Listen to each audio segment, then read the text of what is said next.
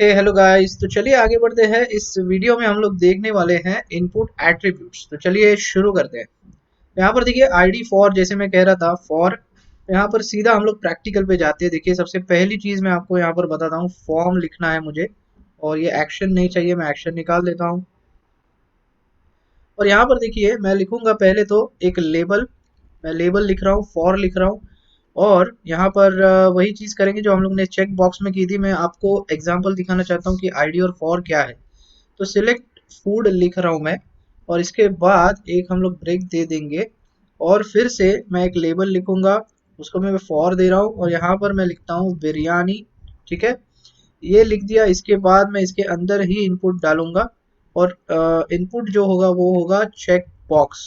ठीक है, इसको मैं सेव करता हूँ 2 मिनट के लिए, और ये फॉर जो है ये भी 2 मिनट के लिए हम लोग निकाल देते हैं। ठीक है, इसको मैंने सेव कर लिया और हम लोग जाएंगे हमारे पेज पे। देखिए ये सिंपल सा चेक हो जाएगा, चेक अनचेक। यहाँ पर भी क्लिक जब कर रहे हैं तो हो रहा है, यहाँ पर भी हो रहा है, राइट।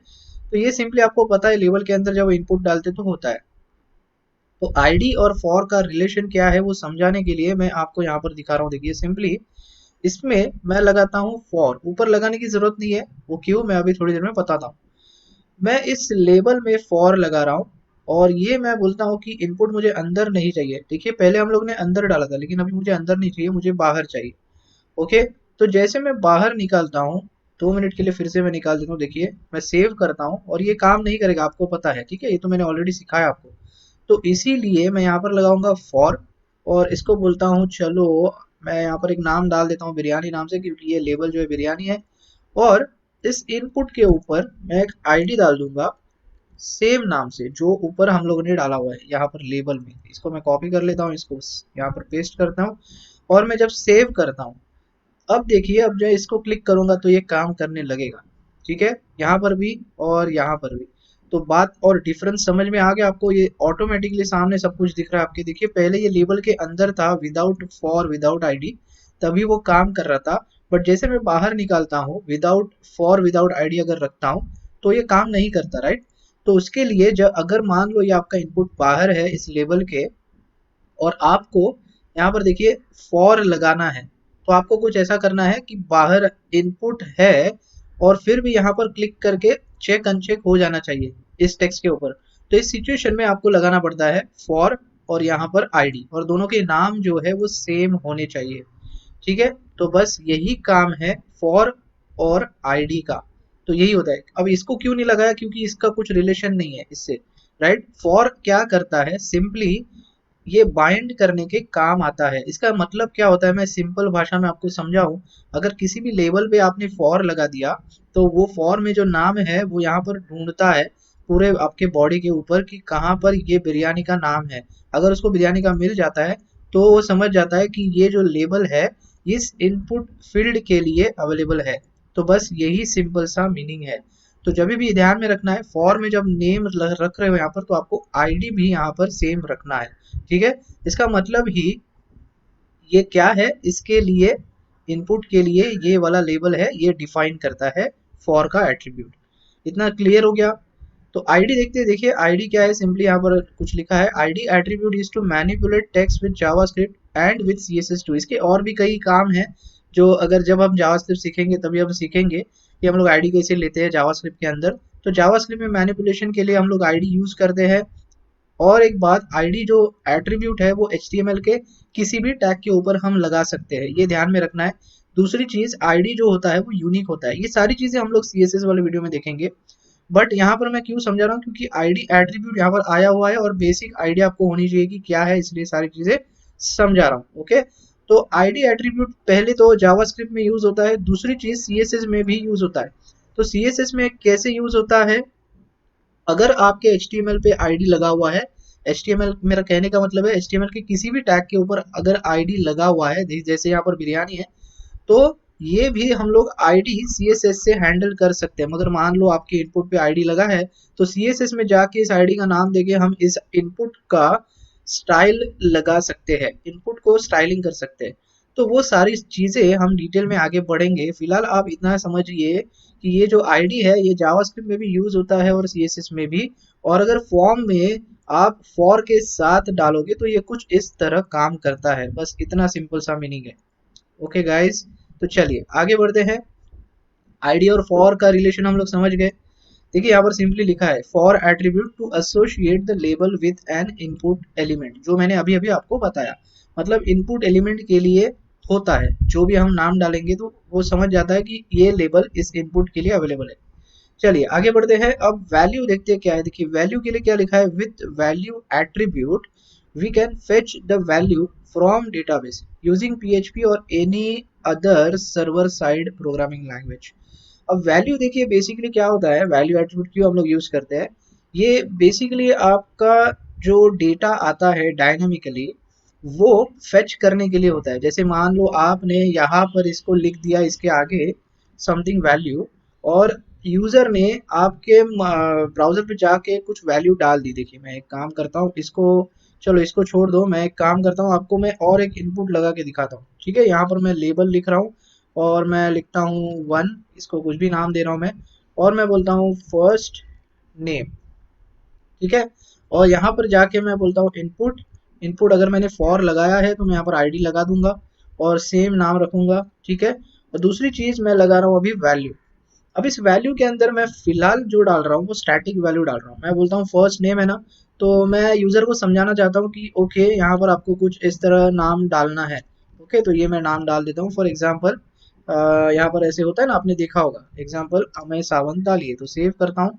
तो पहले तो ये इनिशियल वैल्यू का काम करता है। देखिए अब यहाँ पर थोड़ा सा मैं ब्रेक देता हूँ तो हमें क्लियर ब्राउजर पे ठीक ठाक दिखाई देगा। तो यहाँ पर देखिए फर्स्ट नेम में क्या होता है, ये पहली बात तो अगर हम यहाँ पर इसको वैल्यू दे देते हैं, हम लोग ने लिखा है कुछ वैल्यू, तो वो वैल्यू यहाँ पर सामने दिखती है, इसको कहते हैं इनिशियल वैल्यू। जब भी पेज रीलोड होगा यूजर को पहले ये दिखेगा इसके अंदर। अब उसके बाद समझेगा यूजर को अच्छा यहाँ पर एग्जाम्पल है ऐसे कुछ लिखना है, तो यहाँ पर जाके वो उसका खुद का नाम लिखेगा जो भी है। ठीक है, तो ये पहली बात है, इनिशियल वैल्यू हम लोग डाल सकते हैं। दूसरी चीज, ये डायनामिकली जो वैल्यू आती है, मतलब जब भी कोड प्रोसेस होता है या कोई हम लोग एप्लीकेशन बनाते हैं तो चीज़ें डायनामिक होती है। जब भी यूज़र इसके अंदर कुछ वैल्यू डालेगा तो यहाँ पर कुछ हो सकता है आपका वेरिएबल जावास्क्रिप्ट का या जो भी प्रोग्रामिंग लैंग्वेज में आप काम कर रहे हो, तो वो चीज़ ये वैल्यू के अंदर जो चीज़ आ रही है उसको हम लोग होल्ड कर सकते हैं।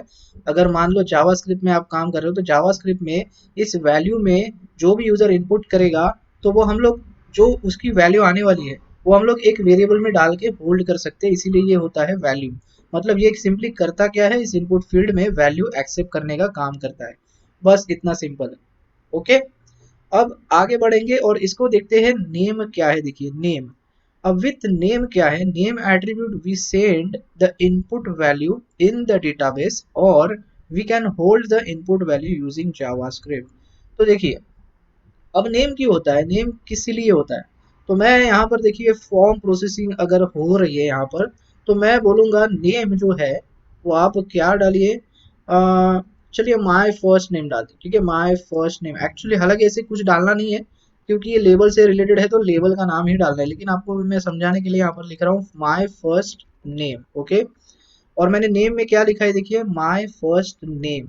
तो ये सिंपली इसका मीनिंग मैं आपको अभी बताता हूँ। देखिए मान लो आपकी वेबसाइट में आपने ये इनपुट डाला हुआ है आपके फॉर्म के अंदर, और यहाँ पर मान लो ये डायनामिक वैल्यू आ रही है, अभी कुछ नहीं है, लेकिन समझो डायनामिक कुछ आ रही है और उसका नाम जो है वो यहाँ पर वो डालेगा जो भी यूजर आएगा। तो मान लो यूजर ने डाल दिया अमित। ठीक है, अमित डालने के बाद नीचे बटन होगा, वो बटन पे क्लिक करेगा, सबमिट करेगा फॉर्म, और ये डेटा चला जाएगा सर्वर पे। तो जब सर्वर पे जाएगा उसके बाद हमें एक ईमेल आएगा कि ओके यूजर ने उसका नाम डाला है। तो जब आपके ईमेल के बॉडी में वो आएगा ना, तो वो कुछ इस तरह आपको दिखाएगा। देखिए मैं यहाँ पर सिंपल सा कमेंट करके बताता हूँ। तो सिंपली वहां पर दिखेगा क्या आपके ईमेल में, ये ये वाला यहाँ पर, और इसके अंदर वो जो नाम डालेगा, यहाँ पर मान लो अमित डाल दिया है उसने, तो ये सिंपली आपको कुछ इस तरह दिखाई देगा आपके ईमेल में। तो ये नेम इसीलिए होता है, एक रेफरेंस के लिए एट्रीब्यूट होता है। तो इसमें जो भी आप लिख रहे हो माय फर्स्ट नेम, यहाँ पर तो माय फर्स्ट नेम ही दिखाई देगा। यहाँ पर सिंपली आपने लिखा नेम, तो यहाँ पर भी सिंपली आपको वैसे ही दिखेगा नेम। तो ये जस्ट रेफरेंस के लिए होता है। देखिए यहाँ पर इन्होंने लिखा है with name attribute we send the input value in the database। वो लोग क्या करते हैं, नेम एट्रीब्यूट के साथ इनपुट की वैल्यू बेचते हैं। मतलब यहाँ पर जो डायनामिक वैल्यू आने वाली है, जो यहाँ पर यूजर डालेगा वो वाली वैल्यू वो नेम एट्रीब्यूट के साथ भेजते हैं डेटाबेस में यूजिंग PHP और any other server side programming language, या कुछ भी हो सकती है वो छोड़ दो। लेकिन ये सिंपली होता क्या है, name attribute we send the input value in the database और we can hold the input value using JavaScript. तो ये दोनों चीजें हो सकती है। ओके, तो इसमें ज़्यादा डीपली जाने की वैसे आपको ज़रूरत नहीं है, बट फिर भी आपको एक बेसिक आइडिया होना चाहिए कि वैल्यू और नेम ये किस तरह काम करता है और क्यों होता है, यहाँ पर क्यों डालते हैं हम लोग। ओके, तो ये आपको पता होना चाहिए। तो सिंपली ये कोड प्रोसेसिंग के लिए होता है, या फिर आप जावास्क्रिप्ट में वैलिडेशंस करते हो तो नेम एट्रीब्यूट लेके भी आप कुछ वैलिडेशंस कर सकते हो, लॉजिक यूज़ कर सकते हो। और ये वैल्यू जो है, इसमें जो भी वैल्यू आएगी, जो भी इनपुट यूज़र डालेगा, तो वो हम गेट कर सकते हैं इस वैल्यू एट्रीब्यूट के साथ। तो इन चीज़ों के लिए ये दोनों एट्रीब्यूट्स होते हैं।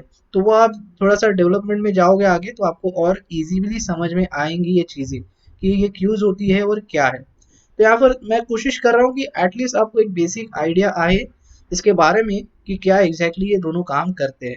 ओके गाइस, चलिए आगे बढ़ते हैं अब। इसके बाद वैल्यू और नेम के बाद हम लोग देखेंगे, देखिए साइज एट्रीब्यूट क्या है। तो साइज क्या करता है, स्पेसिफाई करता है द विजिबल विड्थ। ये सिंपली कुछ नहीं है, देखिए ये टेक्स्ट, ईमेल और सिलेक्ट लिखा है ना मैंने, तो ये मैंने टाइप्स लिखे हैं, टाइप टेक्स्ट, टाइप ईमेल और टाइप सिलेक्ट। तो ये तीन चीजें हम लोग यहाँ पर करके दिखेंगे। चलो इसको मैं नीचे लेके आता हूँ और यहाँ पर मैं पहले तो लेबल लेता हूँ, ठीक है, और मैं बोलता हूँ लास्ट नेम। ओके, और यहाँ पर मैं बोलता हूँ लास्ट नेम, ठीक है, स्पेलिंग गलत हो गया, ठीक है। और यहाँ पर मैं ले रहा हूँ इनपुट, सॉरी, INPUT। और यहाँ पर देखिए टाइप टेक्स्ट ले लिया मैंने, और मैंने ऊपर फॉर लगाया है, इसलिए मैं यहाँ पर सेम लिख रहा हूँ। ओके, अब मैंने सेव कर लिया। देखिए ये आईडी और फॉर में, इसमें भी मैं आपको दिखाता हूँ, हम लोग ने यहाँ पर फॉर और आईडी लगाया है, और इस बार हम लोग ने यूज़ किया है टाइप टेक्स्ट। तो यहाँ पर देखिए जैसे मैं इस पे क्लिक करता हूँ ना, तो ऑटो फोकस होता है। तो ये भी एक साइन है समझने वाली कि अगर आपने आईडी फॉर यूज़ किया है कि आपके फॉर्म के अंदर, तो ये कुछ इस तरह काम करता है, तो ये भी ध्यान में रखना है। ओके, चलिए, तो मैं कह रहा था कि टाइप टेक्स्ट जो है, इसके साथ हम लोग साइज वाला एट्रीब्यूट देखेंगे क्या है। तो सिंपली यहाँ पर कुछ नहीं है, साइज लिखना है आपको। ये आपकी जो इनपुट की जो साइज है, ये जो विड्थ है, उस पर काम करता है। देखिए अगर मैंने इसको 100 लिख दिया और सेव कर लिया, तो देखिए 100 के हिसाब से दिखाई देगा। अगर आपने यहाँ पर 50 कर दिया तो ये 50 के हिसाब से विड्थ दिखाई देगी, बस इतना ही है। ओके, अब ईमेल में देखेंगे, ईमेल में भी वो सेम काम करेगा। ईमेल में मेरा कहने का मतलब है, यहाँ पर मैं ईमेल लिख देता हूँ। ओके, और यहाँ पर आपको लिखना है ईमेल, और इसमें भी टाइप जो होगा वो ईमेल। और यहाँ पर भी देखिए 50 कर दिया मैंने, तो देखिए ईमेल भी आपका 50 विड्थ के हिसाब से दिखाई देगा। सिंपल है। तो ये होता है साइज वाला एट्रीब्यूट। सिलेक्ट के साथ ये थोड़ा सा अलग काम करता है, तो इसीलिए मैंने दो तीन चीजें रखी है। तो मैं काम करता हूँ, इसी को फिर से कॉपी कर लेते हैं और यहाँ पर पेस्ट करूंगा मैं। और यहाँ पर मैं बोलता हूँ सिलेक्ट, क्या करेंगे, सिलेक्ट कार्स लिखते हैं। चलो ठीक है, इस बार मैं ये लेबल वगैरह सब निकाल देता हूँ अभी, और यहाँ पर सिलेक्ट लिख रहा हूँ। और देखिए हमेशा नेम और जो ये आईडी जो है, ये गुड हैबिट है आपको लिखने का। आईडी अगर लिखते हो तो फॉर भी लिखो अगर आपको लिखना है तो, लेकिन नेम, जो नेम वाला जो एट्रीब्यूट है, हमेशा लिखना ही है। ये गुड हैबिट होता है जब भी आप फॉर्म्स के साथ काम कर रहे हो। ठीक है, तो ये चीज़ें थोड़ी सी ध्यान में रखनी है। जो भी चीज़ें हैं वो मैं आगे आके और डिटेल में समझाऊंगा आपको क्या क्या रखना क्या नहीं। तो फिलहाल इस पे थोड़ा फोकस करते हैं। देखिए साइज एट्रीब्यूट हम लोग सीख रहे हैं यहाँ पर, और यहाँ पर हम लोग ने देखा इन दोनों इनपुट्स पे। अब हम लोग देख रहे हैं सिलेक्ट के ऊपर। तो सिलेक्ट में आपको बेस सिंपल सा पता है हम लोग यहाँ पर क्या यूज करते हैं, ऑप्शन। और ऑप्शन में भी वैल्यू जा सकती है, इसीलिए ये देखिए डिफॉल्ट बाय डिफॉल्ट आ रहा है। और यहाँ पर इसको ऐसे रखते हैं। तो यहाँ पर मैं लिखता हूँ ऑल्टो, और दो तीन चीज़ें लिख रहा हूँ मैं यहाँ पर। कोई भी दूसरी कार ले लो, टियागो या अदर, सेव। और देखिए ये सिंपल सा आपको कुछ इस तरह मिलेगा, ये तो आपको पता है। अब मैं जो बोल रहा हूँ साइज एट्रीब्यूट, अगर मैं इसमें लिखता हूँ साइज और लिखता हूँ 5, देखिए मेरे पास तीन आइटम्स है, अभी तीन ऑप्शंस है, सेव कर लिया मैंने। अब देखिए जैसे मैं साइज 5 लिखता हूँ ना, तो ये आपको 5 आइटम्स की जगह दे देता है, मतलब 5 ऑप्शंस दे देता है। हाँ भला आपने लिखा नहीं है यहाँ पे, लेकिन देखिए यहाँ पर ये कुछ चेंज भी हो जाता है और ये स्क्रॉल जैसे कुछ आता है, और यहाँ पर आपका यूआई कुछ ऐसे दिखता है जब आप साइज एट्रीब्यूट लगाते हो। तो ये बात ध्यान में रखनी है। तो अगर आप चाहो तो यहाँ पर मैं यहाँ पर जाके ऐड कर सकता हूँ। ठीक है, सेव किया मैंने, तो ये देखिए 5 ऑप्शन यहाँ पर दिखाई देंगे। अब इसके बाद और एक चीज है जो है मल्टीपल। तो फिलहाल आपने इतना समझ लिया कि साइज एट्रीब्यूट करता क्या है, इनपुट के साथ वो सिंपली विड्थ देने का कुछ काम करता है, और जब सिलेक्ट में अगर आप साइज लगाते हो तो आपको ऑप्शंस बढ़ा के देता है। तो ये बात ध्यान में रखनी है। ठीक है, तो ये हो गया हमारा साइज एट्रीब्यूट। अब इसके बाद देखेंगे मल्टीपल एट्रीब्यूट करता क्या है।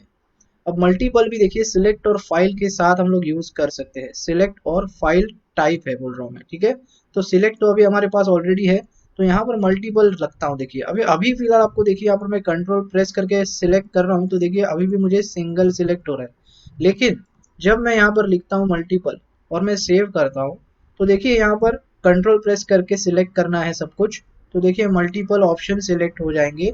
तो ये आपको फंक्शनैलिटी ओपन करके देता है ये मल्टीपल वाला एट्रीब्यूट। तो ये आप सिलेक्ट पे यूज कर सकते हो। ओके, तो ये मल्टीपल एट्रीब्यूट जो है वो सिलेक्ट पे हम लोग यूज कर सकते हैं। इसके अलावा फाइल वाले टाइप में भी हम लोग यूज कर सकते हैं। तो देखिए फाइल टाइप लेते हैं, इसको मैं कॉपी कर लेता हूँ और यहाँ पर पेस्ट कर दूंगा, और मैं यहाँ पर बोलता हूँ ये सब निकाल देते, ताकि आपका, मैं यहाँ पर कुछ मेस नहीं करना चाहता हूँ, आपको सारी चीज़ें क्लियर रखना चाहता हूँ, इसके लिए मैं निकाल रहा हूँ। आपको लगाना है आप लगा सकते हो, कोई प्रॉब्लम नहीं होने वाला वहाँ पे। ओके, तो इसको भी मैं निकाल देते हैं, और टाइप जो है मैं फाइल रख रहा हूँ अभी। तो हम लोग क्या देख रहे थे, ये मल्टीपल एट्रीब्यूट जो हम लोग ने सिलेक्ट के साथ देखा। अब हम लोग फाइल टाइप के साथ देखेंगे, टाइप फाइल के साथ देखेंगे। तो यहाँ पर देखिए इसको लिखना है अपलोड, सेव, और यहाँ पर देखिए अपलोड आ गया, ये हमारा चूज फाइल वाला। तो यहाँ पर अगर हम लोग मल्टीपल लगाते हैं, लेकिन वो मल्टीपल क्यों लगाते हैं वो पहले देखिए। यहाँ पर देखिए मैं सिलेक्ट करता हूँ, तो यहाँ पर जब मैं जाता हूँ मेरे फोल्डर के अंदर, मेरा फोल्डर कहाँ पर है, ट्यूटोरियल्स के अंदर, यहाँ पर ओबीएस किशोरी वेब डिज़ाइन कोर्स वेब में HTML5। ओके, तो यहाँ पर देखिए मल्टीपल फाइल्स अवेलेबल है, लेकिन जब भी सिलेक्ट करना जा रहा हूँ मैं कंट्रोल भी प्रेस कर रहा हूँ, देखिए मैं मुझे सिर्फ एक ही सिलेक्ट हो रही है यहाँ पे, राइट। तो अगर मुझे मल्टीपल सिलेक्शन देना है तो यहाँ पर सिंपली लिखना है मल्टीपल, तो ये यहाँ पर भी यूज होता है। ओके, तो इसको मैंने सेव किया। अब देखिए इसको मैं सिलेक्ट करूंगा और फिर से मैं जाता हूँ उसी में ट्यूटोरियल्स में, ओबीएस में, Kishori web design course web HTML5। अब देखिए ये सारी चीज़ें मैं सिलेक्ट कर सकता हूँ। ठीक है, कंट्रोल ए करके या फिर आप कंट्रोल प्रेस करके ये सारी चीज़ें सिलेक्ट कर सकते हो। तो बात समझ में आ रही है। तो ये है हमारा मल्टीपल वाला एट्रीब्यूट, और इस तरह अलग अलग इनपुट पे अलग अलग चीज़ें हम कर सकते हैं। ठीक है, चलिए आगे बढ़ते हैं। अब देखेंगे एक्सेप्ट एट्रीब्यूट। ये जो एट्रीब्यूट है ये आपका टाइप फाइल के साथ ही जाता है। ठीक है, तो टाइप फाइल हम लोग अभी देख ही रहे हैं। तो यहाँ पर मैं फिर से इसको कॉपी कर लेता हूँ और नीचे और एक फाइल हम लोग देखेंगे। यहाँ पर मैं बोलता हूँ अपलोड मल्टीपल। ओके, सेव, और यहाँ पर देखिए अपलोड मल्टीपल दूसरा चूज फाइल वाला यहाँ पर ऑप्शन आ गया। तो अब मैं बोलता हूँ देखिए इसको 2 मिनट के लिए मैं निकाल देता हूँ। ठीक है, और मैं यहाँ पर लिखता हूँ एक्सेप्ट। और इस एक्सेप्ट का मतलब क्या है कि आपको एक्सेप्ट क्या करना है, मतलब यहाँ पर जब सिलेक्ट करोगे तो कौन से फाइल टाइप आपको एक्सेप्ट करनी है।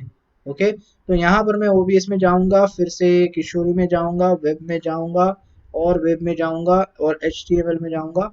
अभी आपको कौन सी टाइप की फाइल यहाँ पर सिलेक्ट करनी है, इसके लिए ये एट्रीब्यूट होता है। देखिए यहाँ पर HTML.html है, इसके अंदर images.jpg है, यहाँ पर ऑडियो MP3 है, वीडियो MP4 है। तो आपको कौन सी सिलेक्ट करनी है, तो मुझे वीडियो सिलेक्ट करनी है। ठीक है, तो वीडियो के लिए यहाँ पर सिंपली लिखना है सिर्फ और सिर्फ मुझे वीडियो चाहिए, इसीलिए /* दबाइए, और यहाँ पर ये कुछ इस तरह आपको लिखना है। जैसे मैं इसको लिखता हूँ, सेव करता हूँ, अब मैं यहाँ पर देखिए क्लिक करूंगा, तो देखिए आपको सिर्फ वीडियो.mp4 ही दिखाई देगा, इसमें अभी अगर जाओगे तो इमेजेस नहीं दिखेंगे। तो ये होता है एक्सेप्ट वाला एट्रीब्यूट।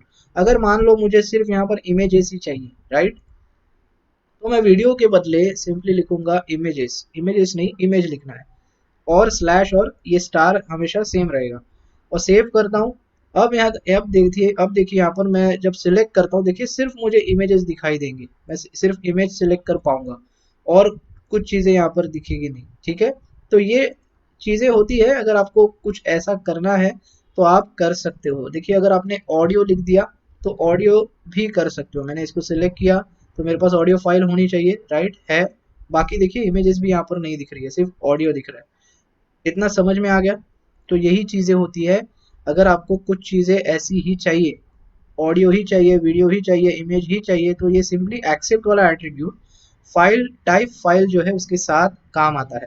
और एक चीज़, अगर आपको इमेजेस के अंदर सिर्फ मुझे यही फॉर्मेट वाला चीज़ चाहिए, मान लो मुझे सिर्फ जेपीजी चाहिए, सिर्फ पीएनजी चाहिए, तो आपको सिंपली उसका एक्सटेंशन लिखना है डॉट जेपीजी। तो जैसे मैं यहाँ पर लिखता हूँ डॉट जेपीजी और मैं चूज फाइल करता हूँ, तो देखिए इमेजेस के अंदर ऑलरेडी मेरे पास डॉट जेपीजी है, ओके, तो इसीलिए दिखाई दे रहा है। अगर पीएनजी मैंने डाला होता तो ये मुझे दिखाई नहीं देती। क्लियर हो गया? तो ये सारी चीजें हैं एक्सेप्ट, और कुछ इस तरह आप यूज कर सकते हो टाइप फाइल के साथ। चलिए आगे बढ़ेंगे। इसके बाद है देखिए मैक्स लेंथ है, इसको हम लोग टेक्स्ट और टेक्स्ट एरिया के साथ देखेंगे। मैक्स लेंथ नाम से ही आपको समझ में आ गया होगा। देखिए मैं इसको क्या करता हूँ, पहले तो इसको कॉपी कर लेता हूँ और यहाँ पर पेस्ट कर देंगे, ठीक है। और मैं बोलता हूँ यहाँ पर चलिए फुल नेम डाल दीजिए अपना, ओके। और यहाँ पे मैं बोलूँगा टेक्स्ट, टाइप जो है वो टेक्स्ट है। और इसमें एट्रीब्यूट जो आने वाला है वो मैंने क्या बोला, मैक्स लेंथ। तो मैक्स लेंथ मैं चाहता हूँ इस इनपुट के अंदर होनी चाहिए सिर्फ 5, 5 से ज़्यादा नहीं होना चाहिए। तो मैंने सेव कर लिया और देखिए यहाँ पर फुल नेम आ गया। तो जब आप आपका फुल नेम डालने जाओगे AMEYS, देखिए मैं आगे टाइप ही नहीं कर पा रहा हूँ। अगर आपने नंबर भी डाला 1 2 3 4 5 6, देखिए टाइप नहीं हो रहा है। तो ये होता है सिंपली मैक्स लेंथ, और यहाँ पर इस एट्रीब्यूट का यूज हो सकता है टाइप टेक्स्ट और टेक्स्ट एरिया के साथ। तो टेक्स्ट एरिया भी हम लोग देखेंगे, यहाँ पर देखिए टेक्स्ट एरिया, ओके, एक सेकेंड, टेक्स्ट एरिया, और इसके साथ कई एट्रीब्यूट्स है, ये 2 मिनट के लिए मैं निकाल देता हूँ। और फिलहाल इसको मैंने सेव कर लिया, सेव नहीं किया, एक सेकेंड, मैक्स लेंथ में लगाता हूँ 5 लगाता हूँ, सेव करता हूँ अभी मैं। और यहाँ पर फुल नेम के जगह पे यहाँ पर लिखूंगा मैसेज। टेक्स्ट एरिया तो आपको पता है ऑलरेडी हम लोग ने दिखा हुआ है। तो देखिए यहाँ पर आपको कुछ ये ऐसा दिखेगा। अब मैं यहाँ पर कुछ टाइप करने जाता हूँ तो देखिए सिर्फ 5 कैरेक्टर्स ही मुझे टाइप करने को देता है। तो ये काम कर सकते हैं आप यहाँ पर मैक्स लेंथ के साथ। तो मैक्स लेंथ एट्रीब्यूट समझ में आ गया। आप यहाँ पर एक तो यहाँ पर लगा सकते हो या फिर इसमें इसको लगा सकते हो, मतलब सिंपली कैरेक्टर लिमिट करने का काम करता है मैक्स लेंथ, ओके, बहुत ही सिंपल है। चलिए अब आगे बढ़ते हैं, मिनिमम और मैक्सिमम देखते हैं नंबर और डेट के साथ। तो यहाँ पर फिर से क्या करेंगे, इसको कॉपी पेस्ट करता हूँ मैं। और इसके साथ और दो चीजें हैं टेक्स्ट एरिया के साथ, कॉल्स और रो, मेरे ख्याल से ऊपर लिखी है मैंने, हाँ लिखी है, हम लोग आएंगे उसके ऊपर। तो फिलहाल हम लोग क्या देखते हैं, नंबर देखते हैं। चलो इसको मैं नंबर देखता हूँ। नंबर और टाइप, अगर आपने नंबर रखा है यहाँ पर देखिए, तो मैं यहाँ पर बोलता हूँ मिनिमम, ठीक है। मिनिमम जो होना चाहिए मान लो 5 होना चाहिए, और मैक्सिमम जो होना चाहिए 10 होना चाहिए, ठीक है ना। अब मैं इसको मैंने सेव कर लिया। और मैं जब एक सेकेंड, हम लोग यहाँ पर थोड़ा सा ब्रेक दे देते, ठीक है। अब देखिए नंबर जो है, मैं देखिए ऊपर का जो एरो है क्लिक करता हूँ, देखिए सीधा 5 नंबर आ जाता है, क्योंकि मैंने बोला मिनिमम 5 और मैक्सिमम 10 होना चाहिए। तो मैं आगे जाता हूँ, देखिए 6 7 8 9 10। अब मैं वापस क्लिक करूंगा, देखिए 10 के आगे नहीं जाएगा, मैं वापस नीचे जाता हूँ, देखिए 5 के नीचे नहीं जाएगा। तो ये सिंपली मिन मैक्स कुछ इस तरह काम करता है, और हम लोग नंबर के साथ इसको यूज कर सकते हैं। और एक चीज है, इसको डेट के साथ भी हम लोग यूज कर सकते हैं। चलो डेट के साथ देख लेते हैं इसको। तो यहाँ पर मैं पेस्ट कर दूंगा और यहाँ पर बोलता हूँ मैं डेट। और डेट में मैं सिर्फ यहाँ पर फिलहाल पहले आपको मिनिमम दिखाता हूँ, और यहाँ पर मैं बोलता हूँ डेट टाइप। और मिनिमम 5 नहीं लिखना है डेट में। देखिए जब भी आप डेट में आते हो तो मैं बोलता हूँ चलो मिनिमम आप क्या करिए, 1979 करिए ईयर। उसमें आप क्या करिए, 12 करिए, 12 मतलब महीना जो है दिसंबर करिए, और यहाँ पर 31 करिए, ठीक है। इसको मैंने सेव कर लिया। अब जैसे सेव करूंगा तो पहली चीज़ तो आपको पता है, ये करंट डेट बताएगा। तो ये आ गई करंट डेट, नवंबर 2020, 26 तारीख। अब मान लो आपको ऊपर जाना है, इसके ईयर चेंज करना है, तो देखिए मैं यहाँ पर स्क्रॉल कर रहा हूँ, स्क्रॉल करते जा रहा हूँ, करते जा रहा हूँ, जब तक आपका जो 19 क्या मैंने बताया 79, देखिए इसके आगे आपको कुछ नहीं दिखेगा। इसका सिंपल सा मतलब है, हम लोग ने मिन एट्रीब्यूट यूज किया है और हम लोग बोल रहे हैं कि भैया 1979 से आगे मुझे नहीं दिखाना है, इसके आगे ही दिखेगा, मतलब इसके पहले कुछ नहीं दिखाना है। तो बात समझ में आ रही है? तो ये चीज़ अगर आप चाहते हो तो मिनिमम जो एट्रीब्यूट है वो यूज कर सकते हो आपके डेट डेट वाले टाइप के साथ भी। और मैक्सिमम अगर करोगे तो सिंपली यहाँ पर होगा क्या, मान लो मैंने इसको 2000 कर दिया, ठीक है, और ये मैं बोलता हूँ चलो 1 तारीख, और इसको भी 1 तारीख करते हैं, ठीक है, ये 1 तारीख, ये एक महीना मतलब 1 जनवरी 2000 हो गया मैं यहाँ पर। और यहाँ पर मैक्स करते हैं, ठीक है, और इसको मैंने सेव किया। और सेव करने के बाद यहाँ पर देखिए दूसरा वाला जो डेट है, ये फिर भी आपको करंट, ये करंट नहीं है, हाँ ये मैक्स है ना, तो करंट नहीं बताएगा देखिए। तो यहाँ पर आपको क्या बता रहा है, ये जनवरी 2000 बता रहा है देखिए। तो 2000 के नीचे कुछ नहीं आएगा, मतलब 2000 के बाद कुछ नहीं आएगा, ये सब 2000 के ऊपर चला जाएगा। अभी आपको समझ में आ रही है बात? मतलब ऐसा कभी आपको ज़रूरत पड़ सकती है आपकी वेबसाइट पे कि इस डेट से चालू होके इस डेट तक ऐसा कुछ आपको करना है, तो ये दोनों चीज़ें आप कर सकते हो, ठीक है। मिन और मैक्स कुछ इस तरह काम करते हैं, डेट के साथ और नंबर्स के साथ। क्लियर हो गया? चलिए आगे बढ़ते हैं। तो डेट भी हम लोग ने देख लिया है, इसके बाद क्या है, प्लेस होल्डर। तो प्लेस होल्डर सिंपली कुछ नहीं है ये, चलिए इसको मैं दिखा देता हूँ आपको, text number email text area सबके साथ दिखा देता हूँ। यहाँ पर देखिए सिंपली इसको मैं कॉपी कर लेता हूँ, पहले तो हम लोग टेक्स्ट के साथ देखेंगे, ओके। और यहाँ पर मैं बोलता हूँ प्लेस होल्डर, ठीक है, प्लेस होल्डर मैंने लिख दिया। और आपको यहाँ पर कुछ उसको समझाना या फिर उसको दिखाना है, जैसे हम लोग देखिए यहाँ ये सिंपली लेबल लगा रहे हैं ना, वो लेबल जैसा ही कुछ काम करता है आपका प्लेस होल्डर। तो अगर मान लो आपको यहाँ पर उसको बताना है कंपनी, COMPNY, ये कंपनी नेम है, ये जो भी लेबल है, तो ये आपको ऐसे कुछ बताना है। तो यहाँ पर आप लिख लिख सकते हो दिस इज कंपनी, या फिर जो भी है कंपनी नेम, या फिर आपको जो लिखना है वो, ओके। तो मैं सेव करता हूँ। और यहाँ पर देखिए सिंपली यहाँ पर कुछ इस तरह आपके इनपुट के अंदर दिखाई देता है जो है प्लेस होल्डर। तो अगर मान लो आपको ये लेबल नहीं लगाना है तो आप ये नहीं लगाते हो, फिर भी यहाँ पर देखिए आपका जो लेबल का काम करता है वो इनपुट के अंदर आपको यहाँ पर कुछ इस तरह दिखाई देगा, प्लेस होल्डर एट्रीब्यूट उसके लिए होता है। इतना क्लियर हो गया? अब जब आप लिखोगे कंपनी नेम, वीक वगैरह जो भी है, तो ये हाइड हो जाता है और जो भी आपकी जो इनपुट वैल्यू है वो यहाँ पर आती है। तो इतना क्लियर हो गया आपको? तो सिंपली प्लेस होल्डर इसी के लिए काम आता है। तो ये आप किसी पे भी लगा सकते हो, यहाँ पर टेक्स्ट एरिया पे लगा सकते हो, आपका ईमेल है उस पे लगा सकते हो, जो आपकी मर्जी वहाँ पर लगा सकते हो, ठीक है। आप सिलेक्ट वगैरह पे तो नहीं जाएगा, लेकिन ये इनपुट फील्ड्स में जाता है, करेक्ट। सेव किया मैंने, देखिए ईमेल में भी यहाँ पर अगर मुझे लिखना है ईमेल, अगर आपको लेबल नहीं लगाना है तो सिंपली मैं यहाँ पर लिखूंगा ईमेल। तो देखिए मुझे समझ में आ रहा है कि ये ईमेल वाला जो है टेक्स्ट बॉक्स है या जो भी इनपुट फील्ड है, और ये कंपनी के लिए, ओके। तो बस यही है प्लेस होल्डर। चलिए आगे बढ़ते हैं। अभी प्लेस होल्डर तो देख लिया, अब स्टेप देखेंगे। स्टेप देखिए नंबर और रेंज के साथ, हम लोग नंबर और रेंज के साथ देखेंगे इसको, स्टेप को। स्टेप भी एक अच्छा सा बढ़िया सा है। आपको रेंज पहले बताता हूँ, देखिए रेंज तो आपने देख लिया है ना, रेंज क्या होता है, रेंज एक स्लाइडर होता है जो हम लोग ई कॉमर्स साइट्स पे देखते हैं। यहाँ पर मैं लिखता हूँ स्टार्टिंग प्राइस वगैरह वो सारी चीज़ें, और यहाँ पर मैं लिखता हूँ रेंज, और रेंज में हम लोग यूज़ करेंगे स्टेप का एट्रीब्यूट, ओके स्टेप। अब मैं बोलता हूँ यहाँ पर 10, अभी 2 मिनट के लिए मैं स्टेप निकाल देता हूँ और फिलहाल आपको पहले रेंज बताता हूँ। देखिए तो रेंज देखिए यहाँ पर स्मूथली स्लाइड होता है, ये अभी अभी जो आप स्लाइड करो एकदम स्मूथ स्लाइड हो रहा है। तो लेकिन कभी कभी ऐसा होता है ना, आपने फ्लिपकार्ट पे देखा होगा या किसी भी ई कॉमर्स की साइट पे देखा होगा, फिल्टर्स में लेफ्ट हैंड साइड में ये ऐसा रेंज होता है और ऑप्शंस होते हैं, 50 मतलब 500 1000 2000, तो वो जो सारी चीजें हैं वो आप स्लाइडर से एडजस्ट कर सकते हो। आपकी प्राइस मैक्सिमम मिनिमम प्राइस इतना है तो मैक्सिमम प्राइस इतना है, लेकिन आप 100 से लेके 500 तक ही हो सकता है, 500 से लेके 200 तक ही 500 से लेके 1000 तक ही फिल्टर हो सकता है।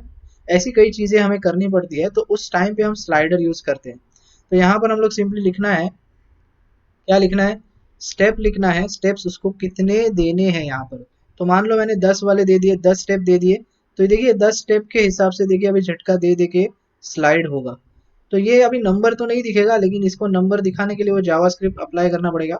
लेकिन आपको ये पता होना चाहिए स्टेप करता क्या है, वो स्टेप्स देता है नंबर्स के। तो यहाँ पर मान लो आपने 50 दे दिया, तो 50 के हिसाब से देखिए यहाँ पर नंबर चेंज होंगे। ओके, इतना क्लियर हो गया। बस सिंपल सा यही है स्टेप एट्रीब्यूट। अब इसके बाद हम लोग ने बोला कि इसको नंबर में भी देखेंगे, टाइप नंबर में। तो टाइप रेंज हो गया, अब मैं टाइप नंबर लगा देता हूँ यहाँ पर। इसमें ये कैसे काम करेगा देखिए, यहाँ पर हम लोग चेंज कर देते हैं नंबर, और यहाँ पर मैं बोल रहा हूँ चलो 10 कर दो, मैंने सेव किया। अब नंबर में क्या होगा देखिए, यहाँ पर जब आओगे मैं इसको करूँगा सीधा 10 आ जाएगा, सीधा 20 आ जाएगा, 30 40 50। तो इस रेंज में ये दिखेगा 10 40 10 20, मुझे 10 10 के हिसाब से आपको यहाँ पर दिखाई देगा जो आप नंबर यहाँ पर डालने वाले हो। अगर आप 20 डाल रहे हो तो 20 के हिसाब से देखिए 40 60 80, समझ रहे हैं। तो ये आप नंबर के साथ कुछ इस तरह स्टेप लगा सकते हो, अगर आपको रेंज के साथ लगाना है तो रेंज के साथ यूज कर सकते हो। ठीक है, तो ये होता है आपका स्टेप वाला एट्रीब्यूट। अब हाइट विड्थ जो है, हाइट विड्थ तो इनपुट मतलब इनपुट के फील्ड्स पे तो काम नहीं करती, लेकिन ये मैं आपको बताता हूँ। ये शायद मैंने आपको पहले वीडियो में शायद बताया होगा, बटन मैंने दिखाया होगा, टाइप इमेज है, राइट। तो ये एक काम करते हैं, इसको लास्ट में रख देता हूँ मैं यहाँ पर, हम लोग क्योंकि लास्ट में बटन देखेंगे। ठीक है, तो चलिए स्टेप के बाद मैं लिस्ट दिखाता हूँ। अब लिस्ट क्या है, सिंपली ये भी हम लोग ने दिखा ही हुआ है, लिस्ट ऑलरेडी हम लोग ने सीखा है। ये जो इनपुट डेटा लिस्ट जो आपने देखा रहेगा पहले वाले वीडियो में, मेरे फॉर्म्स का जो पहला वीडियो है उसमें आपने ऑलरेडी देखा है। फिर से मैं चाहूँ तो यहाँ पर आपको दिखा दूँ। तो पहले तो इसकी कोई ज़रूरत नहीं है मुझे, और यहाँ पर okay data list LIST, okay. तो यहाँ पर मैं डेटा लिस्ट लिख रहा हूँ, ओके डेटा लिस्ट, और ये डेटा लिस्ट हम लोग यहाँ पर क्लोज करेंगे। और देखिए वहाँ पर कुछ चीज़ें अलग यूज होती है। तो हम लोग ने जो लास्ट हमारे पास है देखिए 15 नंबर नहीं, हाँ फॉर्म टैग्स के अंदर, हाँ ये देखिए यहाँ पर पूरा अवेलेबल है। इसी को हम लोग कॉपी पेस्ट करेंगे, इतना सब लिखने से अच्छा ही है। तो देखिए यहाँ पर इनपुट में जो जाता है वो लिस्ट वाला एट्रीब्यूट जाता है, राइट। तो लिस्ट में ब्राउजर्स हम लोग लगाते हैं, ब्राउजर्स का मतलब है यहाँ पर कुछ भी नाम हो सकता है, ABC, ऐसा कुछ जरूरी नहीं है कि ब्राउजर्स, तो आपके ऊपर डिपेंड करता है। लेकिन जो यहाँ पर नाम डालोगे लिस्ट एट्रीब्यूट के अंदर, वो आपके डेटा लिस्ट के ID का नाम मैच होना चाहिए, तभी आपका ये कुछ इस तरह काम करेगा। किस तरह देखिए, यहाँ पर मैं अब ये दिखाता हूँ। ये सिंपली यहाँ पर देखिए आपको चीजें निकाल के देता है। जैसे आपने देखिए आर इधर टाइप किया तो आर की चीजें आपको यहाँ पर दे देगा। आर आर में जो भी टेक्स्ट यहाँ पर अवेलेबल है वो आपको सारी दिखा देगा। ओके, आर आर डालोगे तो कुछ नहीं आएगा, बिकॉज कुछ नहीं है। देखिए मैं सफारी डाल दूँ ऐसे तो सफारी आपको दिखाई दे रहा है। ओके, तो ये सिंपल सा डेटा लिस्ट है, हम लोग ने इसको ऑलरेडी देखा हुआ है। और जो लिस्ट एट्रीब्यूट है वो मुझे दिखाना था, इसके लिए सिंपली मैंने कॉपी पेस्ट किया। और ये लिस्ट एट्रीब्यूट है, ये इसी के साथ यूज होता है। ओके, चलिए आगे बढ़ते हैं। इसमें अभी कॉल्स और रोज देखेंगे। हाँ, तो ये टेक्स्ट एरिया हमारा रह गया था कॉल्स और रोज में। तो टेक्स्ट एरिया भी आपको ऑलरेडी पता है, फिर भी मैं यहाँ पर फिर से देखिए इसको कॉपी पेस्ट कर लूंगा और नीचे फिर से मैं डाल देता हूँ, डेटा लिस्ट के नीचे डालेंगे, चलो। ओके, और यहाँ पर मैं बोलता हूँ मैसेज 2, और इसको निकाल देते, और यहाँ पर मैं डालता हूँ कॉल्स। कॉल्स में डालता हूँ चलिए मान लो 30, और रोज में डालता हूँ 10। ठीक है, इसको मैंने सेव कर लिया। अब सेव करने के बाद देखिए ये कुछ आपको इस तरह इतना बड़ा दिखेगा। तो ये क्या है, कॉल्स मतलब सिंपली कॉलम्स आप बढ़ा रहे हो। अगर मैं इसको 100 कर देता हूँ तो ये 100 के हिसाब से देखिए इतना बड़ा दिखेगा कॉलम्स। और अगर रो आपको बढ़ाने हैं तो आप 30 के हिसाब से देखिए रो आपके बढ़ जाएंगे, इतना इतना बड़ा आपका टेक्स्ट एरिया दिखेगा।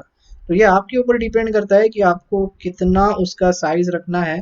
अगर आपको इस तरह कुछ साइज मेंटेन करना है तो आप कर सकते हो, देखिए कॉल्स और रोज के एट्रीब्यूट के जरिए। ओके, बस इसीलिए होता है कॉलम्स और रोज टेक्स्ट एरिया के ऊपर हम लगा सकते हैं। ओके फाइन, चलिए टेक्स्ट एरिया में हम लोग कॉल्स और रोज क्या है वो भी हम लोग समझ गए।